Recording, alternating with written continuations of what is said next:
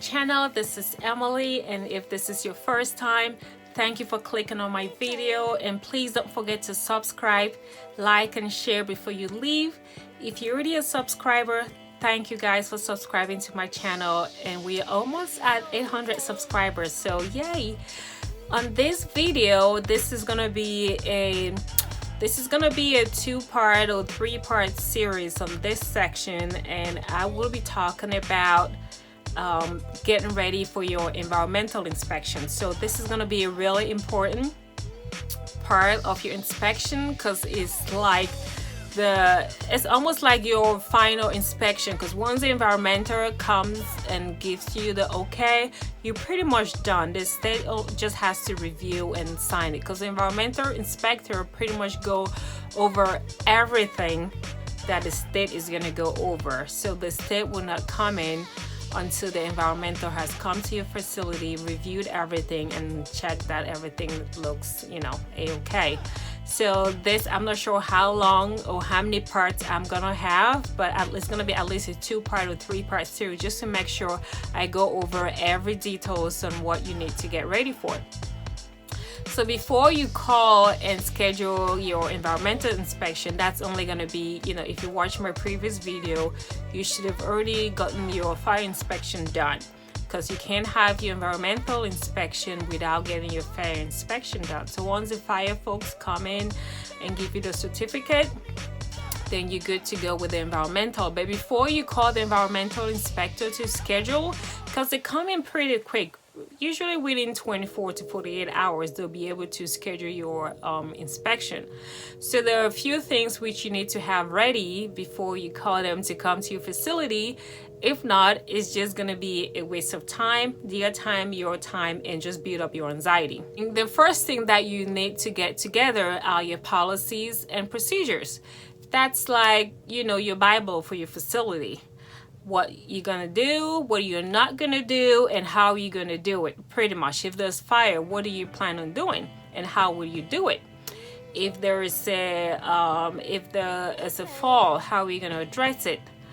Your menu, things like that. So there is a long list of policies and procedures that you need to get done before you get scheduled for your fire inspection.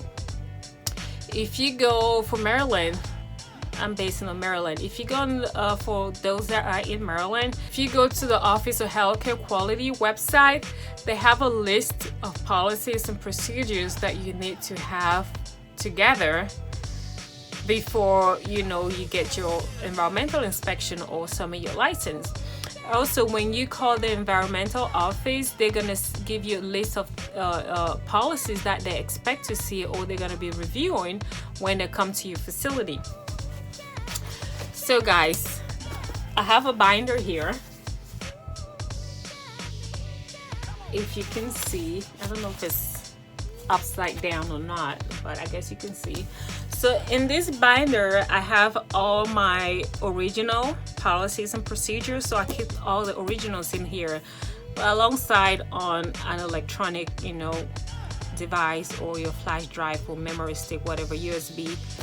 But anyway, this is where I have my paper original policies and procedures. So if I need to make a copy, or put it in my other policies and procedures, I just come in here, pick it out, make a copy, and put it in there. So for the environmental inspection, these are like the few charts that you need to have together. Your policies and procedures, you need to have those done in the files, ready for them to review. You also need to have your file for another binder. I'm calling file binder. It's a binder. You need to have another binder for your inspections. That's your fire inspection. Your site map should be in there. Your UL inspection. So pretty much all the inspections you've done to date on the house or building, up to date, should be in that binder.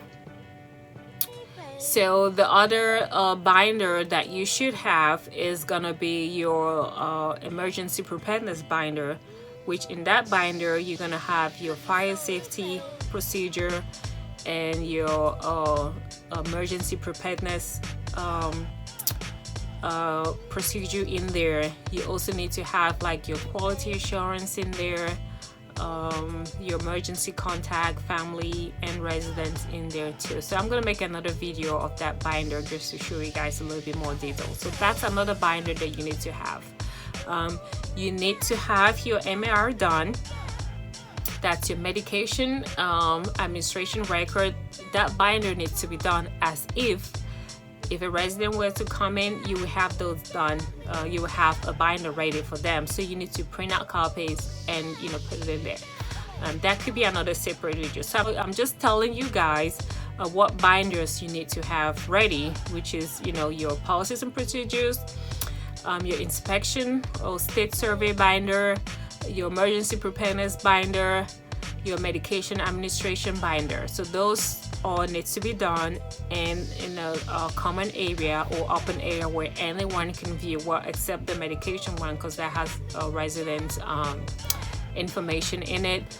But your fire, your inspection should be available to be seen by the public, meaning anyone that comes in the facility should be able to open that up, review it, see it, if you have any citations or not. Your policy and procedure should be also available for the public, meaning anybody that comes in, they should be able to open that binder and see what policies and procedures you have, and just so they know. But anyway, back to the procedures. So I have this binder, and when you call the environmental folks, they're gonna tell you, pretty much a list of policies and procedures that they need to have, or you need to have ready for them to be able to review. So some of them include like your resident agreement. You can have your discharge policy, resident transfer form, relocation policy, transfer policy, bed request or transfer policy. If a resident has decided that they don't want to be in room 1 anymore, they want to be in room 2, what's the policy about that? How would they go ahead, or how would they go about having a room change? So that's what it is. Your bed assignment policy. How do you assign beds in your facility? Is it first come, first serve, or how do you go about it? Is however you want to do it, but they need to see it. You need to have it written down. They want to see your pest control policy, your maintenance policy, your evacuation roster, infection control. We already talked about the fire safety evacuation policy, your disaster and emergency policy. You need to have that. Hazardous or chemical policy, controlled substance, restraint policy, smoking policy, resident funds policy, abuse and neglect policy, complaint policies. So those are some of the policies that the state or the environmental inspector is going to expect to see when they come to your facility. So before you call them, and you need to have those done. It should be in a binder. It could be any binder, but when you get those policies done, you're gonna have tabs like this, and each policy should have a tab and labeled here. So you're gonna have a tab once you get your binder for your policies.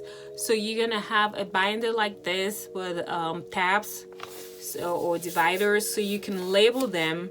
Like right here, if this was restraint, you're gonna write restraint right here. You're gonna have a discharge policy, transfer policy, smoking policy. At least you get the point. But you need a binder with those policies written out like that. And so when you call them, they're gonna sit down. I'm telling you, they're gonna sit down and read through each line. And if they have any questions or they have a doubt that you're going to be able to maintain those, they're going to ask questions about it, a little more information. But I would say if you're writing your policy, make sure it's very simple and it is something that you're going to be able to uphold at your facility. If you can't write policy, find someone or hire someone that can. If you're in Maryland, I could write your policy for you and procedures for a fee, or you know, whatever state you are on. If you give me the requirements, I'll be able to make a policy and we could go over it and make sure it's something you can, you know, uphold at your facility. So this video will come to an end here. This will be the first part. I just wanted to go over some of the policies that you need to have together before you call your environmental inspector to come in. On the next video, I'm going to show you guys the other 3 binders. So the first one is a policy and procedure binder that you need to have together. I'm going to show you guys the other 3 binders that you need to have together, which is your inspections or state surveys, your emergency preparedness, your medication administration. So I'm going to show you guys what those or my binders look like, so you can have an idea on how to get yours ready for your inspection. And after that, we're gonna go, and after that video, we're gonna go over the little greedy needy points that they're gonna be looking, you know, your temperature, your house temperature, your refrigerator temperature, things like that. I'm just gonna make, you know, a little video about that, so you are ready, so you don't waste your time and your time when they come in. So thank you guys for watching, and I hope you subscribe. I hope this information was helpful to you. If it was, please share with anyone that you know is in the process of opening up an assisted living. They might pick up 1 or 2 things on the video. Please like, please drop a comment if you have any questions for me.